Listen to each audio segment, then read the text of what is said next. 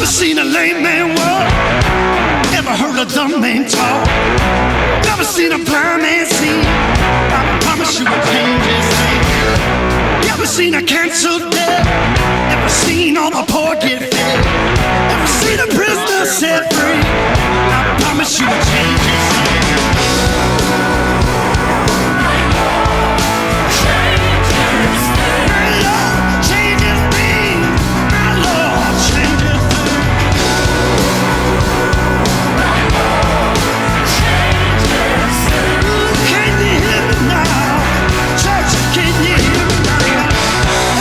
Broken heart made whole. Never seen an orphan find a home. Never seen the weak find the strength. I promise you a change his name. Never seen the sick get healed. Never seen a mystery revealed. Never seen a death bed raised. I promise you a change his name. What's up, everybody? Hey, how you doing? I'm your boy Bigger T, coming at you for the Big C and Bigger T podcast. And I'm got with me my co-host, as usual, Clint Shannon Clark. How you doing, Clint? I gave you time to say something this time. Look at me. You told Bart. Well, I was thinking you're going to skip it, but you told Bart. I know. See, I was being nice. Look with your own podcast. And then, look, folks. Okay, I'll come back. We bring in our experts every now and then, and we got one with us again. Had him on a few weeks ago. If you didn't get a chance to listen to that podcast or watch it, you need to go back and check it out. But Bart Reid from Pure Sweat Basketball, Arkansas, the man, if it's basketball, he knows it. He knows lots of other things too. How you doing, Bart? Good to have you back. Good. Man. Thanks, guys. Thanks, Travis Clint. I enjoyed it the first time, and I'm dying for a second chance. So I'm ready. Bart, I got some hard-hitting questions from you. Is that wall you have right there as soft as it looks? So it is really soft. So my wife is really handy, so I can't do anything. But my father-in-law with 2 boys, got 2 girls. So she plays floor, she does all this stuff. So I have my little soundproof room here, so no dogs barking, and got a little memorabilia behind me, so it is soft. It's nice. But I've got this fancy microphone. I've got to figure out how to get it hooked up here. But yeah, this is my little area. Kind of like it. Nice. It's pretty cool looking. I'm jealous. It's not very big, but it's suitable for sure. It works. I got a bunch of feminist propaganda behind me. My wife's a feminist. Hey man, I'm checking out the background. Like I love it. I'm a big background, but I say, is that the Corliss Sports Illustrated? Yes, sir. And the National Championship special. Okay. Special one. So both of those. And then that album is the guy that's our music that kicks us off. Sean Michelle. He's a Bryant guy. So nice. Buddy of mine. So yeah. Well, Bart, man, it's awesome because we live in a world where we can talk basketball year round. Yep. And that means things are good with the Razorbacks, right? Sure. But before we do that, we want to bring you as part it's your second time with us now. So we want to bring you into some of the regular stuff we normally do. And we have what we call the Holy Shnikes moment. Holy Shnikes, Clint. What happened? Well, you know what? I'll be honest with you. I just kind of watched the headlines. But apparently there was a full-blown altercation between number 1 overall NBA draft pick, Victor Wembanyama. I'm probably butchering that, but we're going to go with it. And Britney Spears. We all know Britney Spears. She's crazy on social media. Hit me maybe one more time. Woman's off the rails. Yeah. And I love it. Anyway, that's it. But apparently there's a big altercation. So you figure Victor, he's going to follow in the mode of David Robinson and Tim Duncan. Never hear anything out of him. He's the next great, quiet, number 1 overall pick. Nah, fight with Britney Spears off the bat. From what I understand, she saw him and went to like tap him on the shoulder, and his bodyguard. Okay, look, he's 7'5". Yeah. Can run like a point guard. Yep. Do you need that serious of a point guard, of a bodyguard? Like, I understand having a guy around you to kind of buffer, to kind of keep things, keep everything copacetic, kind of. But do you need that aggressive of a guy that he's going to be slapping Britney Spears when she tries to tap him on the shoulder? Listen, so I did a little research, and I hate to butt in. The league is making him do security because he's that big of a deal. So I don't even think they apparently can't keep people off this guy because he's so world famous. Hey, I've just watched him play a little bit. He's good. Bad to the bone. He's good, man. I mean, if there's anyone that fits the title unicorn, it's him. It's him. Yeah, it is him. Where's the world coming to? I told my son he's projected. I don't know. He's in the 6th grade, and they said he might be, I don't know, 6'3", 6'4". I'm 6'5". What does that mean anymore? Because these guys are so big, freakily big. And for the people that haven't, so Joe Johnson came during my stretch, and so Joe and I would have some really great battles on the court. Joe was not a physically dominant guy, but until you saw him, my wife is like, holy crap, he's so big and he's so strong. And so but that's an average looking guy, for the most part, average looking guy. People say, God, look how small Steve Nash looks. He's 6'4". Yeah. Steve Nash is 6'4". So you got centers coming or guards coming from overseas at 7'5". Watch out. That's right. Now, out of curiosity, obviously I'm probably butchering that. Wimbaway, is that how you say it? We'll just call him. Yeah. Just call him Old Victor. Old Victor. Victor's like, have you watched, how good is he? He's good. He that? Because I mean, everybody's like saying this is the next guy. Like LeBron was the guy, and there hasn't been another guy since. Is this? You know what I mean when I say that? Like my guy, Magic and Larry were kind of the co-guys. Is this the next guy? So I'll say this. When I was in D.C., when I was a youngster, I was 99. That was Dirk's first year in the league. And we were walking up and down the streets. They had just built the MCI Center. Some guy flags me and a buddy down and says, you got to get tickets. The Witzers were terrible, but Jordan had just taken over. And they said, you got to see this German guy. He's unbelievable. He's the next Larry Bird. And I'm like, whatever. And I go and see it at halftime. I'm telling my buddy, this guy's better than Larry Bird. Like, because Dirk was 7 foot. He could do stuff. Yep. This guy is Dirk good, like right now. So, like, not Dirk good 6-7 years in the league. Like, he's that good right now as a youngster. When he puts on some weight and gets in a system with good players, man, watch out. Because this guy Bart, I've never seen anything like him. It's unbelievable. I don't know who to compare him to. Dirk's a good comparison, but he played point guard. That's exactly right. Like that at the. That's right. He's Dirk, but he's 5 inches taller. Yeah. Well, and I was watching highlights of him the other day, and somebody did one of those step back threes that you can get off pretty much any time you want, and he's playing off, and he can tip the ball. You know who that was?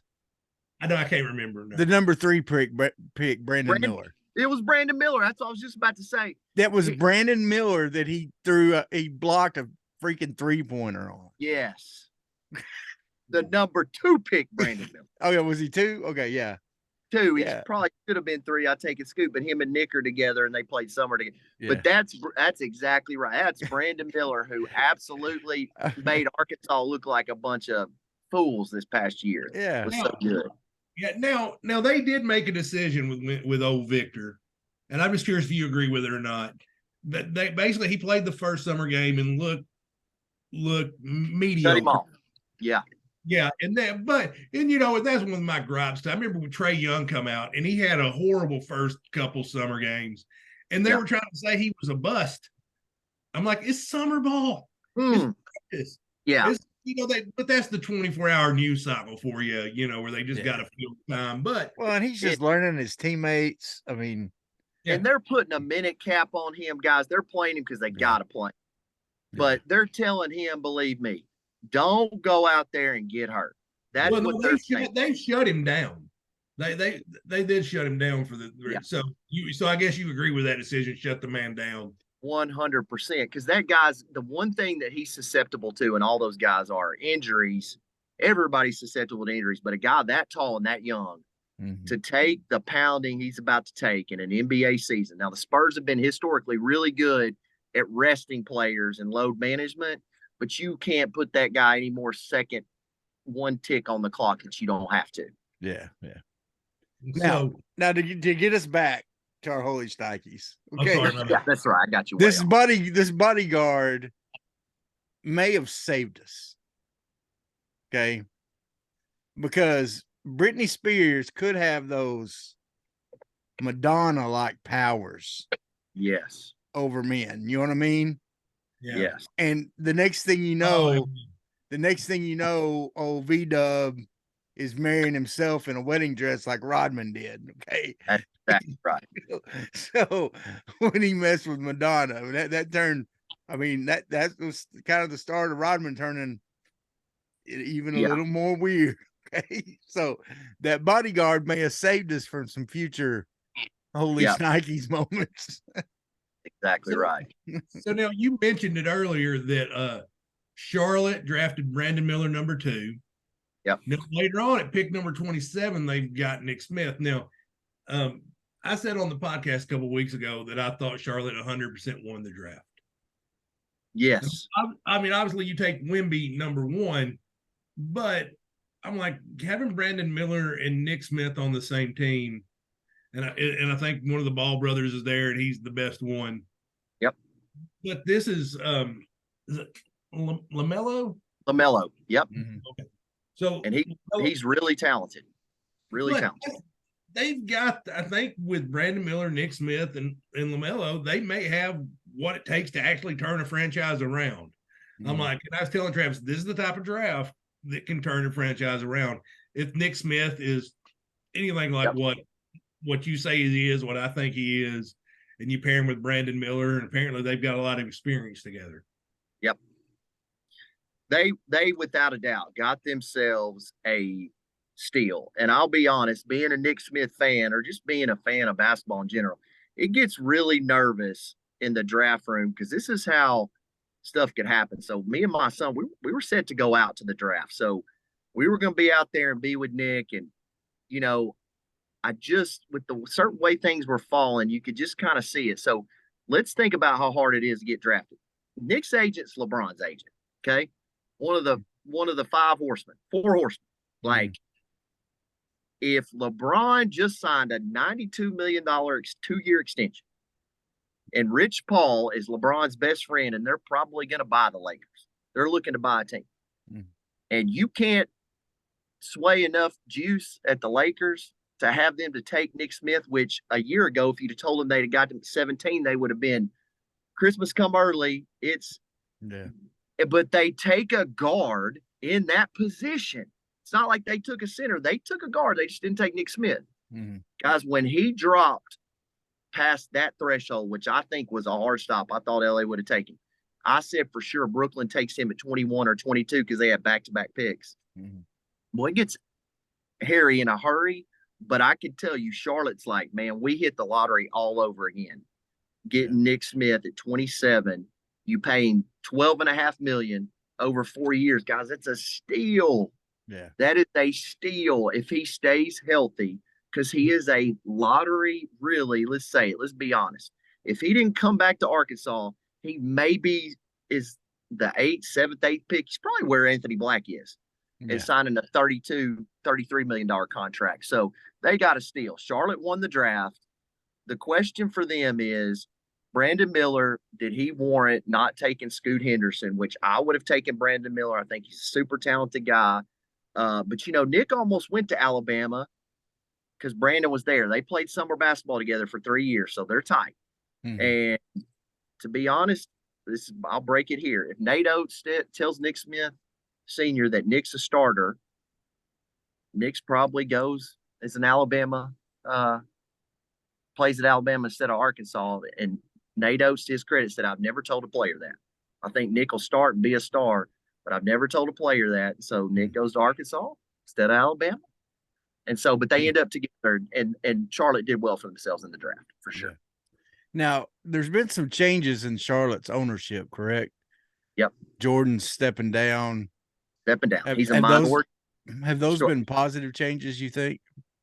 I think positive changes, and guys, this is the problem though, and I'll say this, and with a lot of due respect, because I was talking to Isaiah Joe's getting ready to have a camp, and Derek Joe, Isaiah Joe's one of my favorite people to talk to. There's a reason why Charlotte is struggled, and a lot of it is everything rolls downhill, so it's top down leadership. So they've changed that over. So there are some people taking over a group. Michael Jordan is still staying on in a small minority owner. So he will still have a small stake in the business. But I think Charlotte needs to do a couple of things. They really kind of need to look, because with LaMelo Ball, that's a talent. But man, guys, they've been at the bottom for a while. Like you got to start looking at, and I hate GMs, like you got to start looking at that stuff. So yeah, I think some changes were needed there for sure. And that's a huge part of these guys, you know. I mean, I'm a Cleveland Browns fan in football. Yep. It's why have they been so bad for so long? Bad ownership. That's it. They've had some good players at times. Yep. So Anthony Black goes to Orlando. What do you think about that? Great spot for him. And Anthony Black has proven, guys, what big guards provide in the league. And you can look at his first outing, he showed just signs of greatness already. Big guards get out of bad situations better than smaller guards. He can pass out of trouble. He can make late decisions. 17 points. I think he gets, 7 rebounds, 5 assists. I've got it. But just played tremendous and showed signs of why they drafted him that high. And they were high on him. And as you saw, Anthony Black continuously moved up that draft board. And I think what is going to serve him really well, he's got a frame to handle day in and day out. Talking about Joe Johnson earlier. Reminds me of Joe with that frame. Yeah. He's going to be healthy. The best ability is availability. And that is the one thing, as much as I love Nick Smith, I worry about Nick's durability because he's had some injuries. But Anthony Black is going to stay healthy, guys. And he's going to be a difference maker. And Orlando has done really well in the last 2 years drafting as well. I was going to say they have some good young, yes. They got some good young talent around him also. So yep. Both Smith and him, I think, both got in some pretty good situations. Yes, absolutely. So AB's first game, 7 of 10, 17 points, 5 rebounds, 5 assists. Now, how's he doing on turnovers?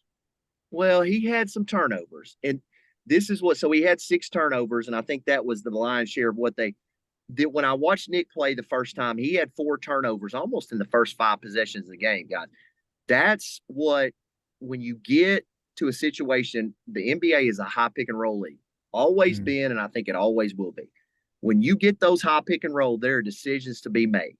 Yeah. And those guys are used to making late decisions, not sloppy decisions, but late decisions, where you can kind of get away with, can't do that at this level. So it's a speed of the game kind of adjustment, but really in ball screens and decision making, they can handle the separation, all that other stuff.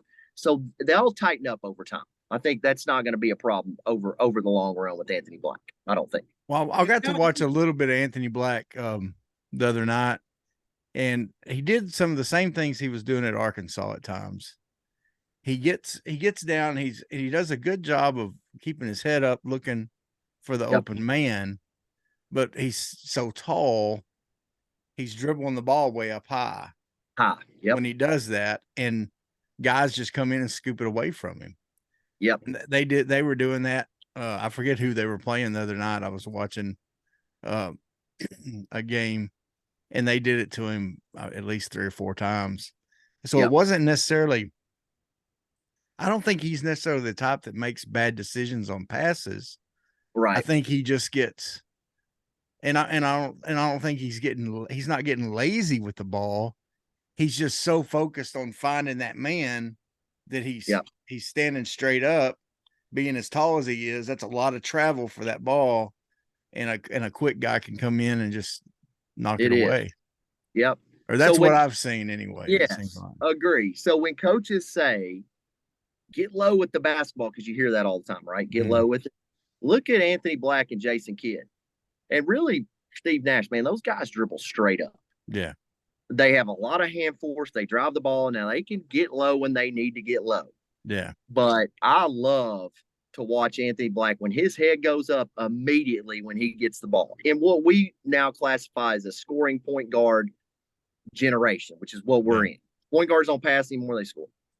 So it's nice to see a guy with his head up. And I think he will be able to tighten those little bitty things up. But for a guy 1 or 2 games into his career, it's not bad going 17, 5, and 5. Oh, yeah. Even with the 6 turnovers. Well, and some of the problem with that, Bart, is if your guys aren't moving. If you're, and that's what was happening at Arkansas when he would give up turnovers like that. He would have his head up. He'd be looking for a guy to be cutting to the basket, and everyone's standing outside around the 3-point line. Yep. You know, if your guys aren't moving, you got no one to pass it to. You know, you no one to look at. You know, he's standing up. Right. All right, boys, come on, let's go. They'll start moving sooner in the offense and start cutting to the basket, because that's what he's looking for. Yep. He's looking for those guys to get into motion and spread the court. And and that's why I think Jordan Walsh and Ricky Count, I think all these guys are going to be better. Nick Smith as well, offensively. And that's why I was light on Nick. Not light, but not as critical because of his stats. Because Coach Musselman, as great as he is in a gene, his offense can get stagnant at times. Mm-hmm. And it's a very typical kind of one-sided offense where you have a lot of action on this side, and then this other side is not doing a lot. They're just standing and kind of waiting. And there's nothing wrong with that. That's just the offensive philosophy. Yeah. But in the NBA, where you get action on both sides, you might have a C action, cut through the corner. You're doing something on the offside. And so I think that's why you're seeing Jordan Walsh score the points that he and Ricky Council had the success. There's more movement. It's not just isolation and play, which is what, guys, we had that with Note. It was like, let's watch Note play, get deep in the shot clock, and let's watch him make a spectacular play. Was a lot of our offense, really. Even before we had the 5 stars coming in. Yeah. That's right. Clint, did you have something you were no trying to get in? Well, no. What are your thoughts on Jordan Walsh? Because he was the 3rd Razorback off the board. He's a star. He's a star. He's an NBA star. And guys, you talk about franchises. Clint, like, he went to a great spot. Oh, when you go to the Celtics, man, like, that's it. That's where upper management gets it.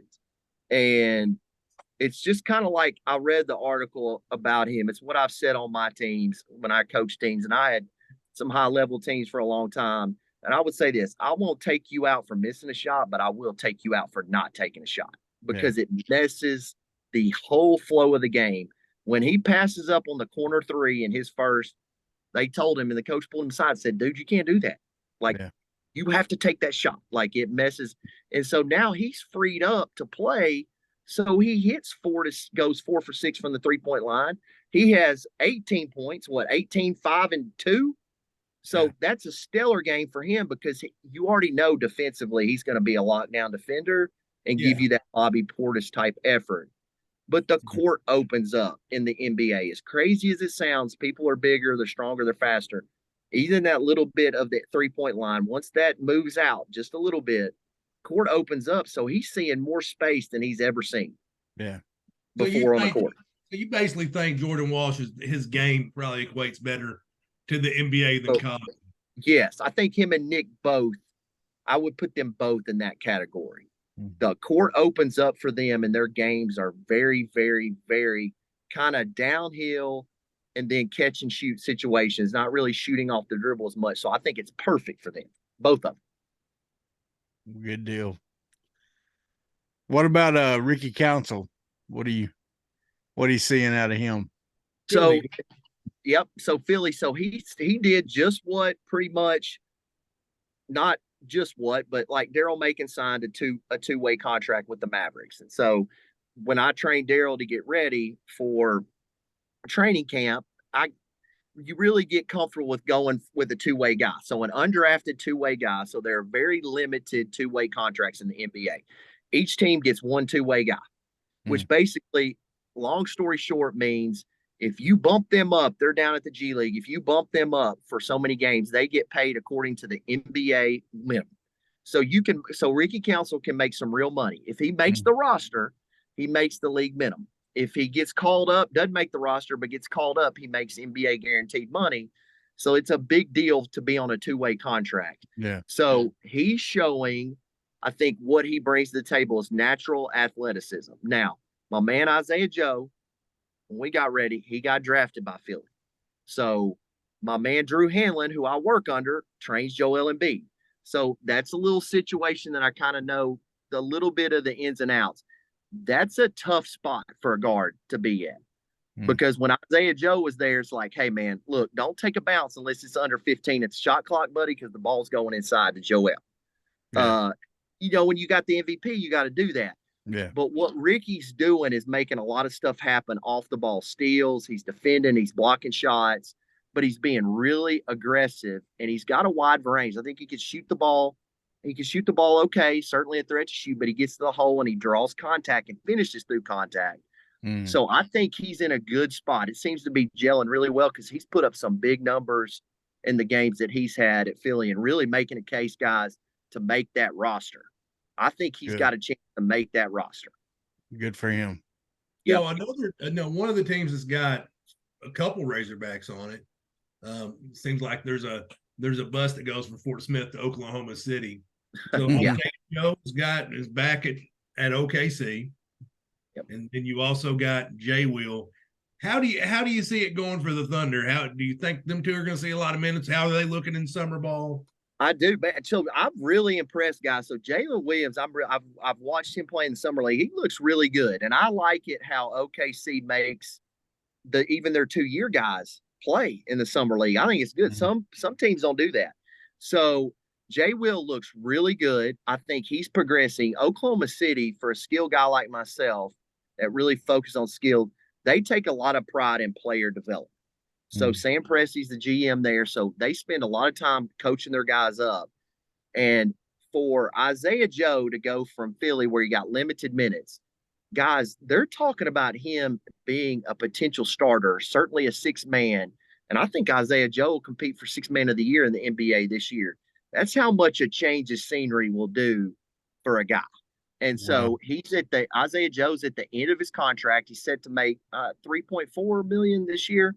So Oklahoma City has a chance to really show how much they like him and sign him to another contract. I think they will, because he's an elite level shooter, no doubt about it. Yeah. And I think Jalen Williams is doing exactly what they thought he was going to do, and his jump shot's getting better. I think both of those are in a great spot and close to home.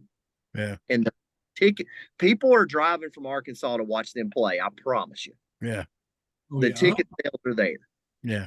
No, 100%. Now you said something interesting. No, you said Isaiah Joe. He's in his contract year. Yep. So hopefully, he gets to the point where not only OKC wants to sign him, but so do a whole lot of people. How much of a factor is it if you're Isaiah Joe thinking about okay, I don't want to go to a team like I had with Embiid where the ball's got to go inside? How much of a factor does that play in his mind? It's big. It's big, because now you're going from to be really young in his NBA career. He's been in both spectrums where he's in a situation that really he got limited time and just limited role. It's not that Isaiah wasn't productive at the 76ers, because, man, every time they put him on the court, he was. It was just the system was really, because you had Harden there too, and man, just the ball just didn't flow. I think besides money, of course, system plays into it, but I'm saying besides money, I think if he had more money, he would go to a better system. Now, of course, everything gets relative to what that threshold is, but he really likes it in OKC. They like him. Listen, if they're going to come with the system they got, they're freed up to play. if they offer what I think his fair market, I think all things being equal, he would love to sign at OKC. Again, his family, Isaiah Joe's a real family guy. Derek Joe, his mom, his dad, they've lived in Fort Smith, his brother. Like, man, that's not very far. You don't get very many chances to do that, you know? No, not many people get that. Now, I did have another NBA question for you. Sure. I know. So what were I watched the NBA finals, and man, I was so impressed with the teamwork of the Denver Nuggets. It just, I was like, and a lot of people had like to hate on the NBA, but if you wanted to see a team that, in my opinion, played the game right, watch the Denver Nuggets. It was the best team I think I've seen in a long time. Yep. And if you didn't get to see it, Clint, Travis, that was high level basketball. And I don't think the average fan was really that tuned into it, but I can tell you, my wife and I watched that, and she was watching. The Lakers. They were playing the Lakers. And the Joker goes from center to handling the ball against Anthony Davis, who, for us being Arkansas fans at Kentucky, Anthony Davis is a spooky great defender. Spooky great defender. Yeah. Man, Joker is wearing this guy out off the dribble, finishing. Then they take the guard from Kentucky. He's posting up. He's a point guard. And to the average fan, like, it was really great basketball to watch. And man, how good is the Joker? That's how great Joel Embiid had to be, because that's who he had to beat for the MVP. Yeah. Statistically, two of the best centers that have ever played the game, to ever put on shoes, are in the league right now. Yeah. And it was fun to watch. I'm with you, Clint. I love watching the Nuggets play. Well, I did like how the Joker was like, I don't want to go to the parade. I want to go watch my horse run. Yeah. He's not really. I mean, he's just like, he didn't look happy at all. He's like, job's done. I want to go home. I know. It just looked like he just showed up like 5 minutes to the arena. Yeah. And he's like, I'm just going to go put up 30 and 15 and go home. Normal night. Now, Dennis Rodman did as he sometimes does, which was put his foot right. He puts his foot in his mouth on occasion.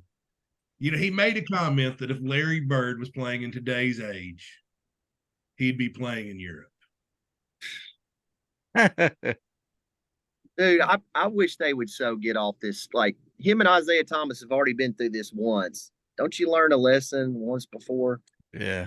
Larry Bird is an all-time great. Doesn't matter what time he's playing. Yeah.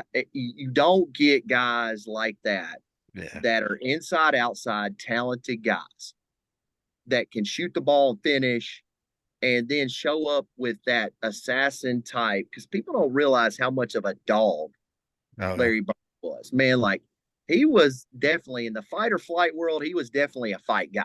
Oh, yeah. Like, I still remember when he choked Dr. J out, and I remember my dad was a huge Dr. J fan, and man, so Larry wouldn't put up with any crap, and he's out there talking trash. And so Larry Bird would be an NBA All-Star in this time, and 20 years ago and 50 years ago, like in 20 years in the future.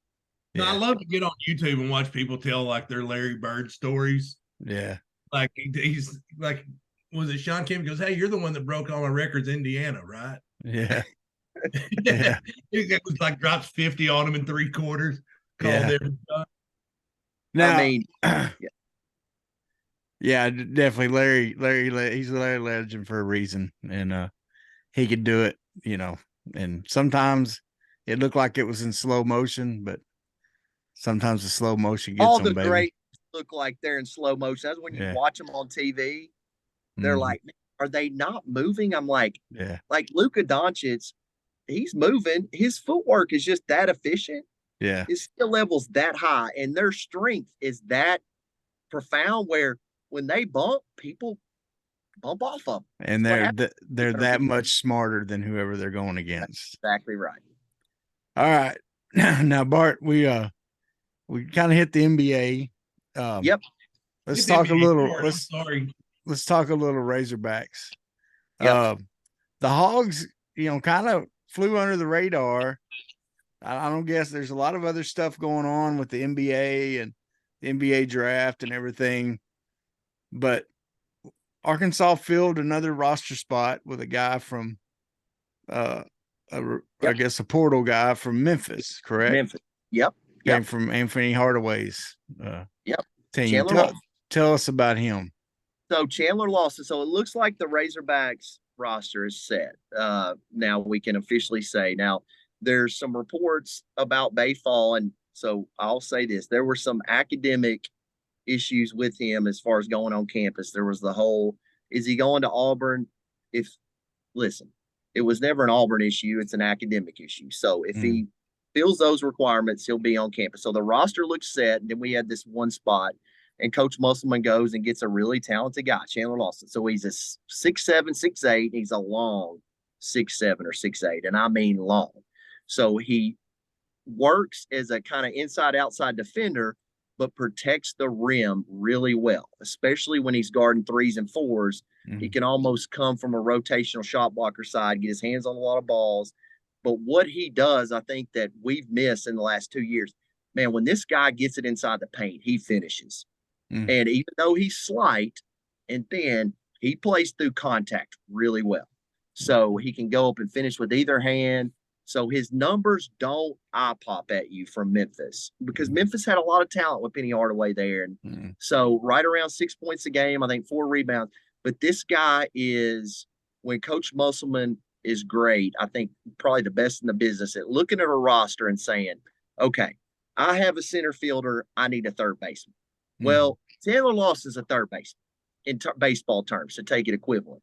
He's not the home run hitter. He's not the flash.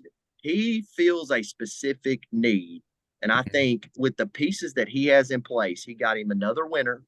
And the Razorbacks are coming in with what they have in place, staying, the transfer portal, and then the 2 freshman signees with Layden Blocker and Bay Fall.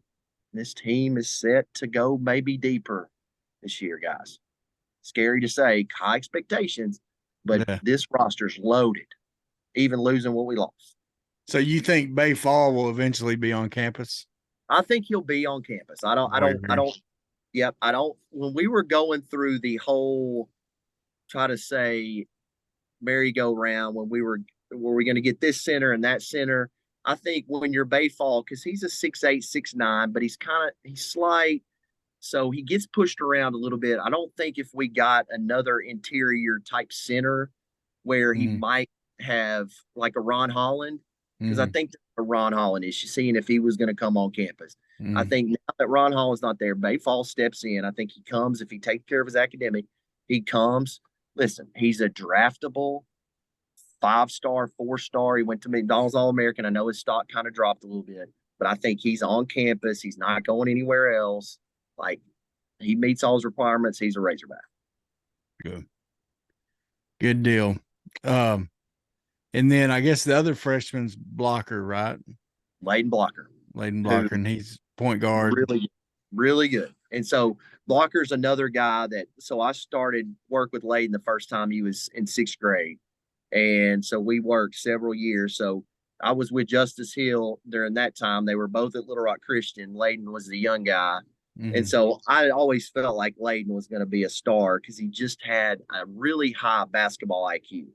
And this is a kid that when I trained at the Wooten camp, so the Wooten camp has the top 150. So that's really freshmen through sophomores. Like we had Honor and Terry on were there last year and Layden there.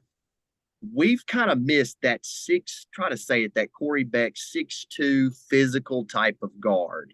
Clint McDaniel, in your face, physical guard, all the way hip to tip. So Layden is that type of guy. And it's first day of the Wooten camp where it's kind of drills and stuff. Everybody's like, oh yeah, I see it. He's a 5-star guy. The second day, guys, when people were tired and the full court kicked in, I thought that Layden Blocker was the best guard there because of his physicality, his dedication to fitness, and just his burst, overall athleticism and downhill burst.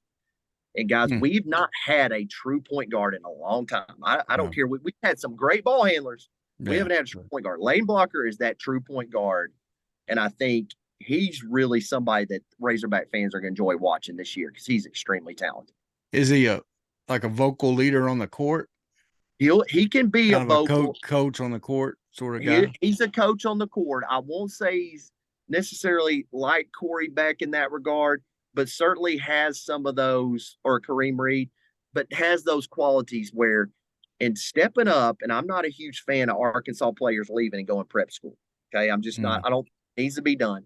I think that benefited Layden this year because he got challenged day in and day out in practice. And I think that helped his leadership skills when he went to Sunrise. So I think he's certainly taken on some of that role, and that's really going to help him because that's what Coach Musselman's going to expect from him.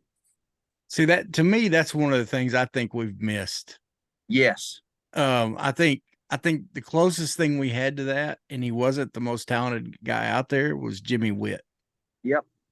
Whenever, Musselman's first year.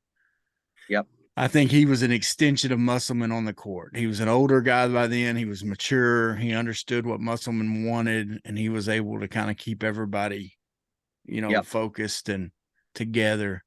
But I think I think that's what the team missed big time last year. I think Anthony Black tried. I think Devo tried. I just don't think they're wired like that. Yep. I think Black can be. I think down the road, because he was showing some, they had him mic'd up the game I watched when he was at Orlando the other day. And I think he's going to try to, he's going to become that, but he was only 17, 18 years old. That's right. That's right. And technically, even though he's an alpha dog, he was not even the biggest alpha dog on that team because Nick Smith was on that team. So was kind of, and to your point, Travis, this is the biggest disappointment. Another one of my guys, KK Robinson, was a guy that we spent so much time in the gym. KK was this close before he got his injury his freshman year, and you could tell he had some games.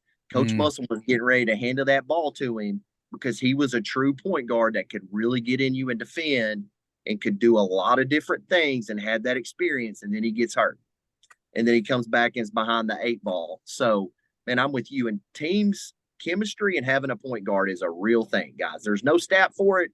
I'm telling you, in terms of wins and losses, it's still a tangible thing. So I think this helps. And that's why when Ford, I was kind of hoping Ford was going to be that guy, Yep. And that's why it kind of hurt when he left, because I was kind of feeling like, well, maybe he's going to be that guy, and yeah. And of course now he's still got a chance to be that guy at ASU, but I hope he does it at ASU. I think KK can do it at UALR. So it'd be fun to see a different capacity, but certainly you're right. They both had that quality to them. Now, didn't a lot of work, like other SEC programs, reach out to Darian Ford? Like, I remember hearing like his offer list was like a nightmare for Razorback fans. Yeah, for sure. Well, everybody wanted him because this is going back, if you rewind it back a little bit to when D Ford was a 15U guy. So that was my first year to train at CP3, and CP3 had all the they call it the rising stars, which is after your freshman year, they take all the top players out there. So it was kind of one of those things. Either you were a Nick Smith guy that was behind Darian Ford, or you were a D Ford guy. Not that you couldn't like both, but it was almost like, because that 22 class was so talented, you couldn't pull for both of them almost, because it wouldn't have been fair. So D Ford, and I coached the 15U Hawks. At 15 he was the number 7 player in the country. Wow. And we played them in Real Deal. And let's see, he had 36 against me.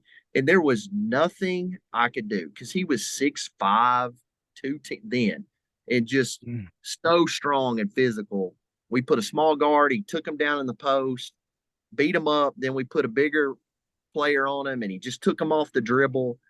And so all those guys, SEC coaches they were already all over Ford because he was in that top 30 threshold before Nick was there. So they knew his game, loved it.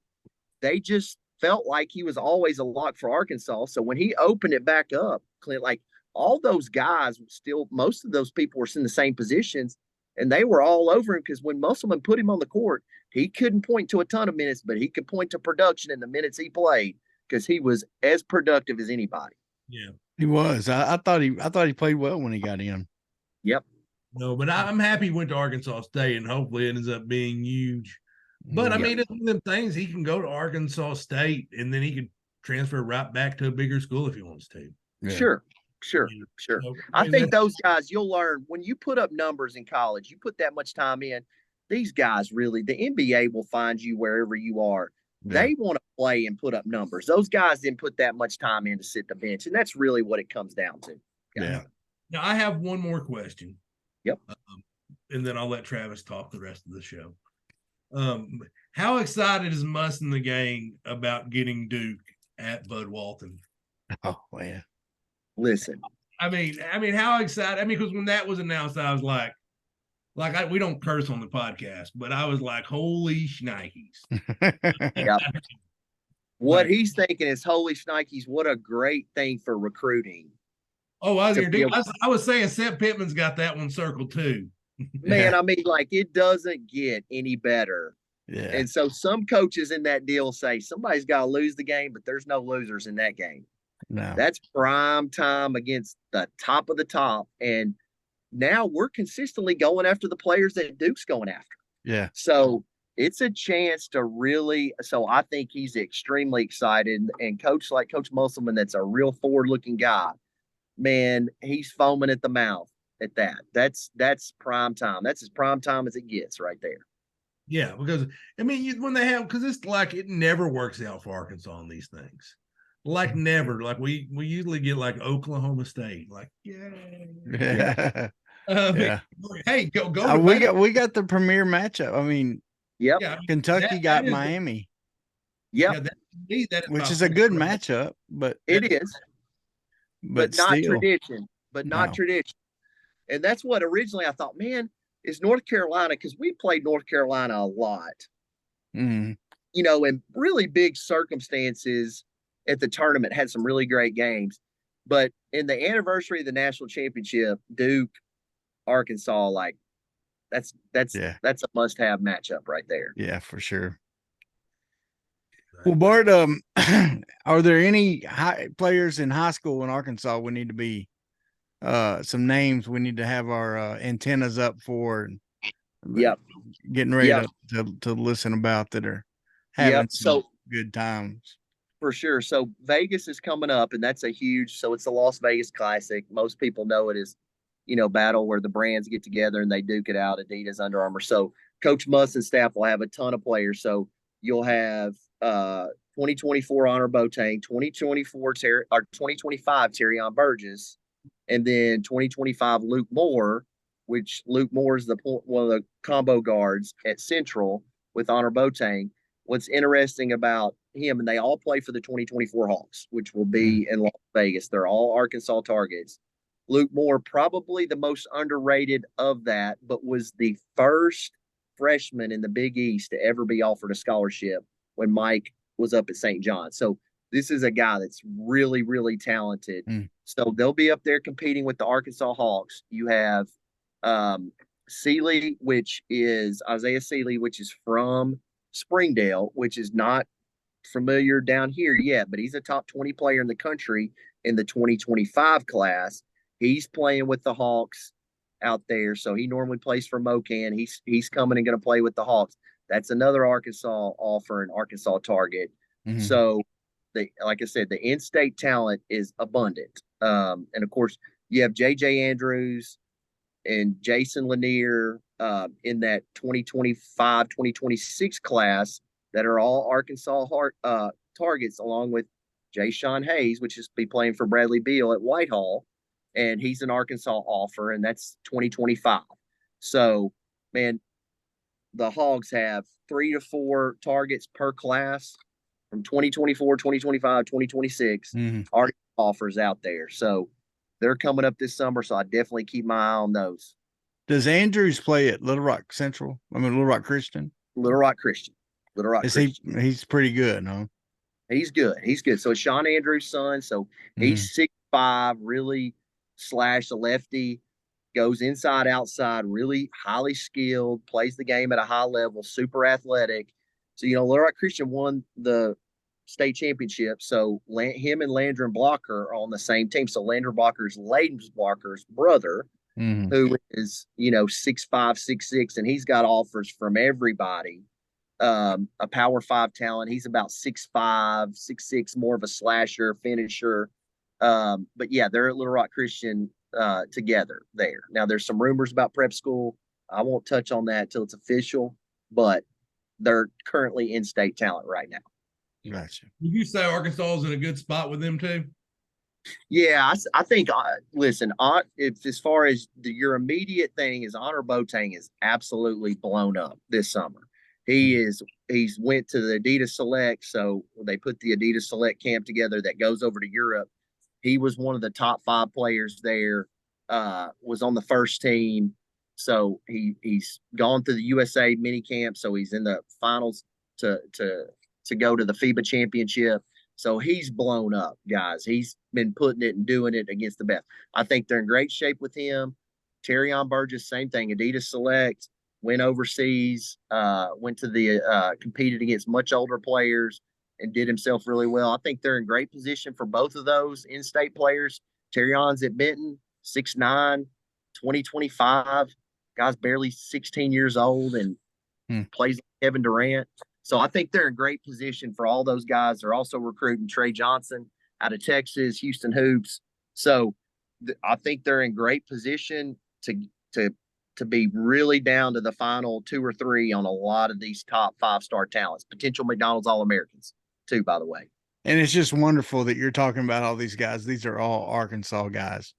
So these are all within the state, The state is doing just fine.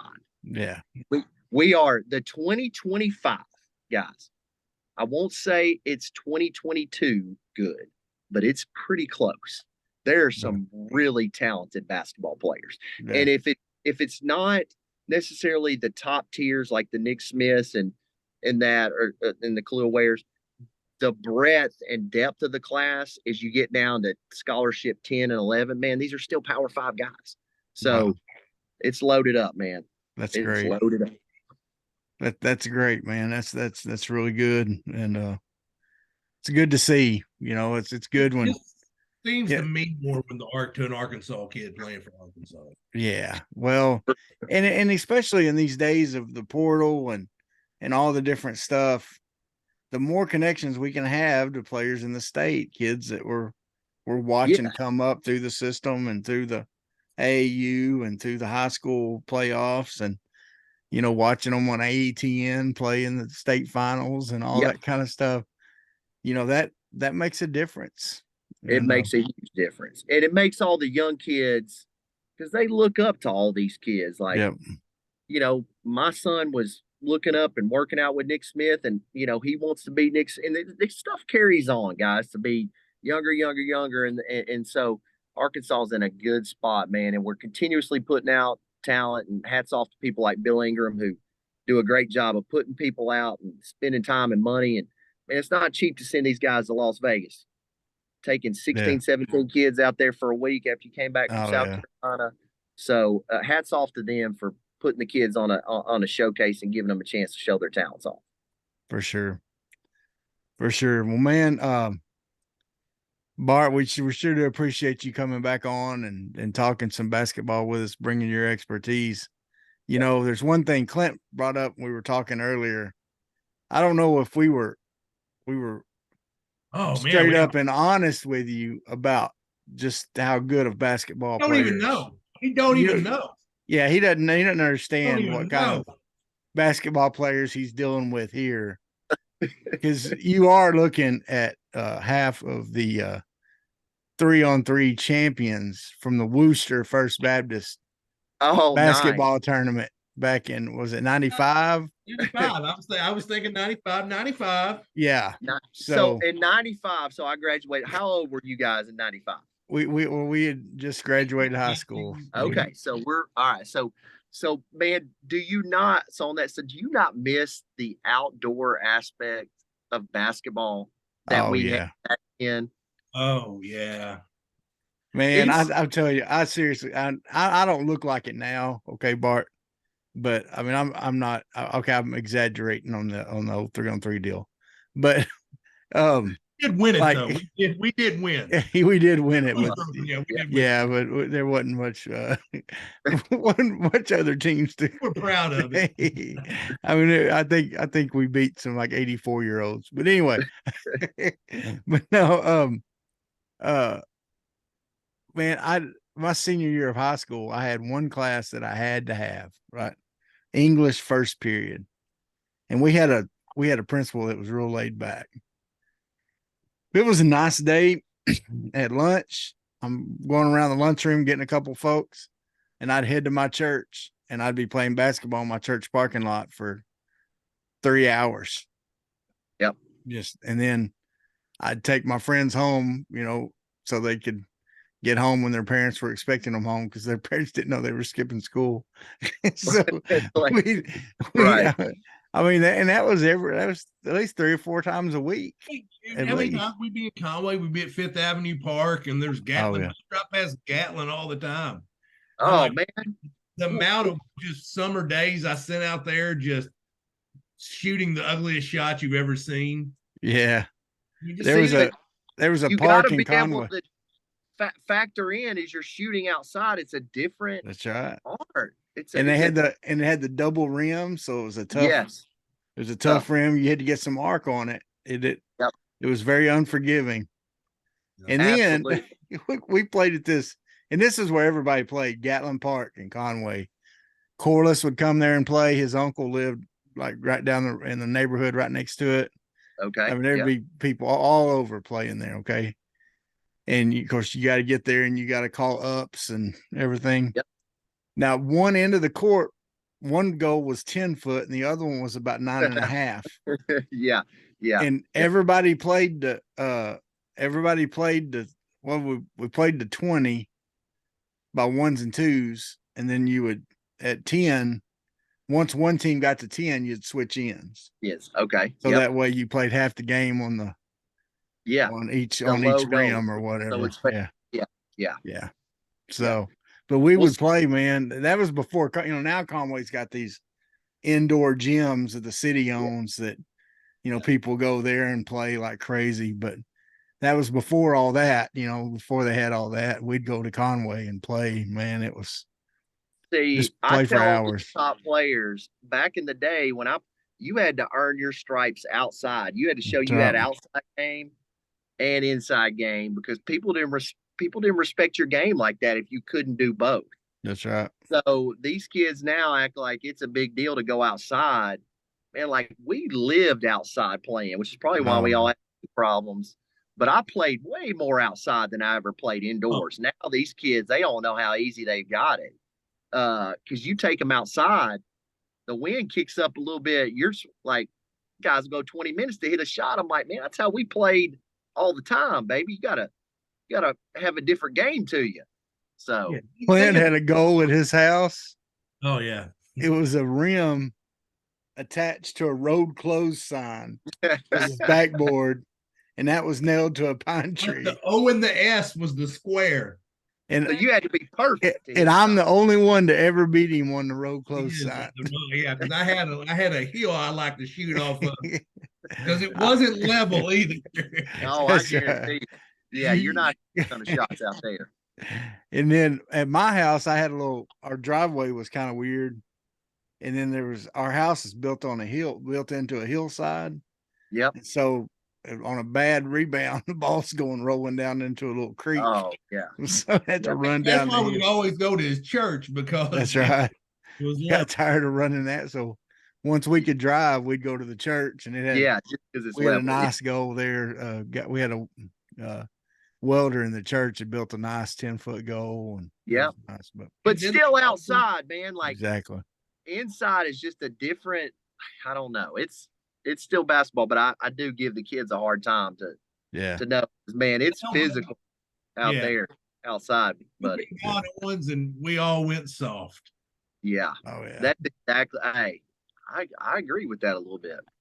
And we'd be at that Gatlin Park. And of course, guys would see us, big old dudes like us, look like football players, and they'd be like, "Nah, we're not gonna play y'all. We're gonna kill y'all," And we'd have to talk some good trash to get them back on the court. But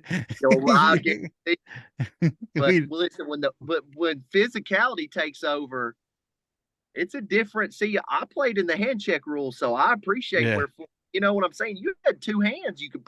You could start with two hands. Now you put two hands. I tell the kids now it's a foul automatically. I'm like, man, you started. That's where you started. You had two hands. Yeah. During 40 minutes of hell, you had two hands on people all the time.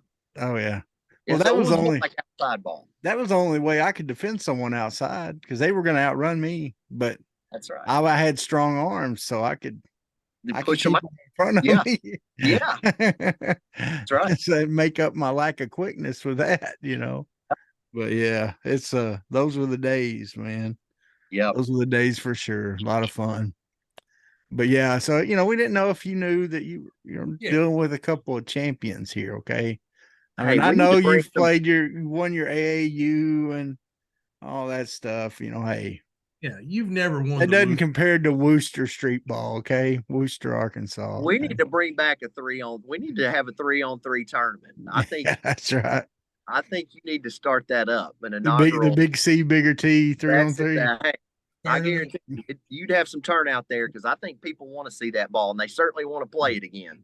Hey man, now it's on. Ice Cube's got that deal going in that league. Yeah, you don't see 3-on-3 tournaments. Of course, I don't look either because I'm not researching. But you don't really see that. Like Hoop Fest was such a big deal. Oh man, you have old hogs coming back playing in Hoop Fest. Yeah. Hoop Fest, and I always played in Toe Jam every year. Yeah, in Conway. That was a huge one. Yeah. And they eventually, guys, they moved that. So I remember I played in Toe Jam. They moved that indoors. Yeah. Oh yeah. It started playing again at the I think at the Donaghy Center there. But yeah. Yeah, that Don Owens. You don't see that. Don Owens. You don't see that anymore, guys. There's no. And all the top players played outside. That's why I tell the kids. It wasn't like just the street. Everybody played outside.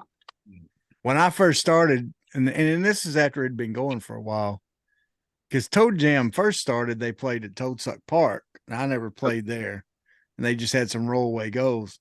But then they did it downtown Conway, and they would just play it on side streets, and they would shut off a little side street and then mark it off with chalk.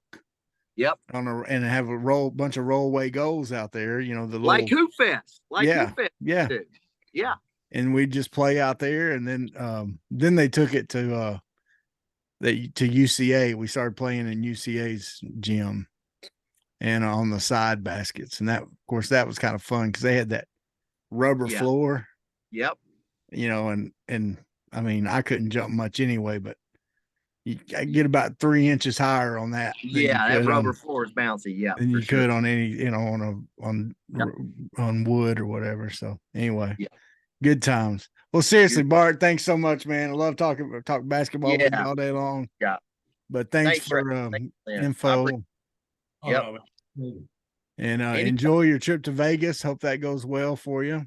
And hope the Arkansas teams that you're part of do well there. Yeah, I'll keep you posted. I'm out there. I'll shoot y'all a text. I'll try to get some stats there for you. So cool. That'd be great. A little advice from you. If you decide to at the casino, the only machine that's going to pay out is going to be the ATM. Hey, I'm telling you. That's right. That's why there's so much stuff to spend your money. I'm a sports bettor. I'm not good at the games, but listen, if I'm gonna play blackjack. When they start getting up $50 a hand, guys, that can happen in a hurry. Yeah. I'll play the quarter a hand blackjack on the video. That's what I'm gonna go to. Yeah. All right. Well, thanks, guys. Hey, good one. Folks, like, share, subscribe, all that good stuff. Let your people know. And have a great week. Bye. Go Hogs. Sweat, work, filthy, dirt, harvest, hurt, kingdom come.